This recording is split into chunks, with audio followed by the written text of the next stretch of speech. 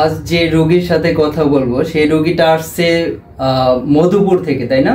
হ্যাঁ, মধুপুর অনেক দূর থেকে আসছেন ভাইটা। তো ওনার নামটা আমার নামেই নাম, আমার নাম নাইম, রোগীর নামও নাইম।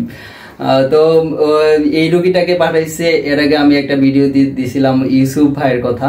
সে সুস্থ হওয়ার পর পলিপাসের ট্রিটমেন্ট নেওয়ার পর অনেকগুলা রোগী পাঠাইছে। তো সেই রোগীদের মধ্যে এই নাইম ভাই একজন। তো আপনার কতদিন আগে ট্রিটমেন্ট করছিলাম ভাই?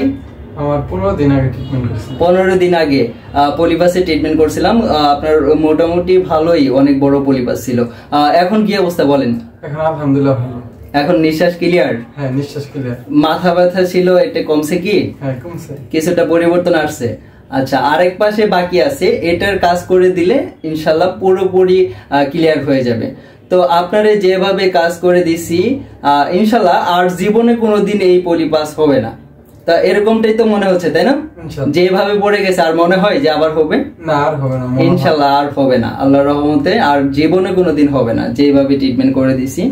আর যে বড় পলিপাসটা খুলে পড়ে গেছে একদম চলটা হয়ে, আপনি কি খুব ব্যথা পাইছেন? ব্যথা পাইছিলেন যখন চলটাটা পড়ছে তখন বুঝতে পারছেন ব্যথা পাইছেন? না, একটুও বোঝেন নাই না? একদম একদম খুব আলতো একটা চলটা হয়ে খুলে পড়ে গেছে, তাই না? হ্যাঁ। আচ্ছা, চলটা পড়ার তারপরে থেকেই বেশি ভালো লাগছে? হ্যাঁ জি, তারপর থেকে এখন ভালো লাগতেছে অনেক। আচ্ছা, এক পাশে ওনারটা দেখলাম এখন একবারে নিঃশ্বাস অনেক ভালো ক্লিয়ার হয়ে গেছে, আরেক পাশে এখন আটকে পড়ে বা আরেক পাশে অসুবিধা আছে, ওইটার ট্রিটমেন্ট আজকে করে দেবো ইনশাল্লাহ।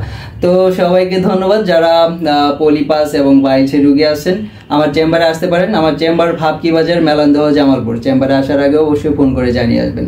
আসসালামু আলাইকুম।